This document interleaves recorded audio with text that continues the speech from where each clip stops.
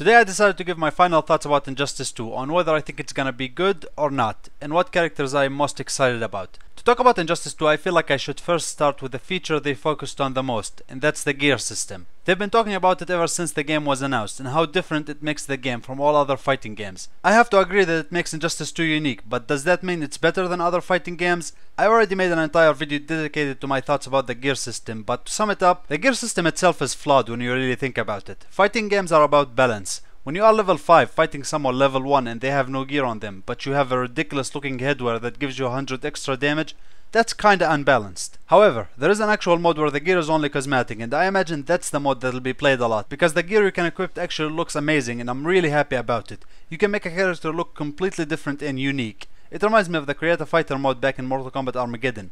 It is definitely cool and interesting in terms of visuals. The amount of customization is just incredible, and I'm really happy that there's a feature to make the gear only cosmetic without increasing your stats. When I first heard about the gear system, I was very concerned that it would break the game and essentially ensure that it will be dead on arrival thanks to how unbalanced and unfair it would be.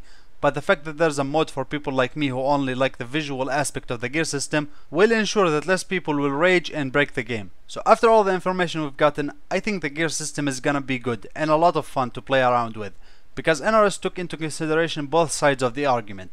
Characters are also a big thing, you know, because it's a fighting game. Characters are kinda important. With the exception of a few characters, the Injustice 2 roster looks amazing and very promising. Characters like Dr. Fate have amazing design and really fun looking gameplay. He is one of the characters that I never thought I'd be interested in, but the way he plays just looks so damn fun. Captain Cold probably has one of the best looking throws in the game in my opinion, but not only that, his design is actually not that bad whatsoever. He is another character I'm looking forward to. Swamp Thing is a must play for me, considering the fact that I like Noob Saibot a lot, and he is probably the closest thing one could get to Noob Saibot. It's really hard to narrow down the characters I would like to get my hands on, because so much of the roster looks cool and plays amazing, except for Cyborg.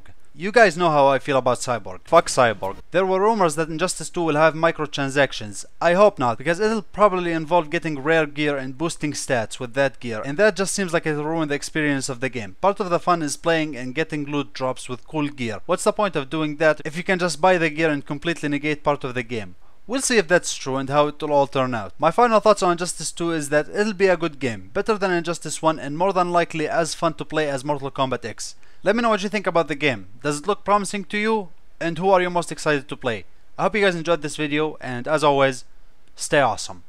When I close my eyes, I can almost see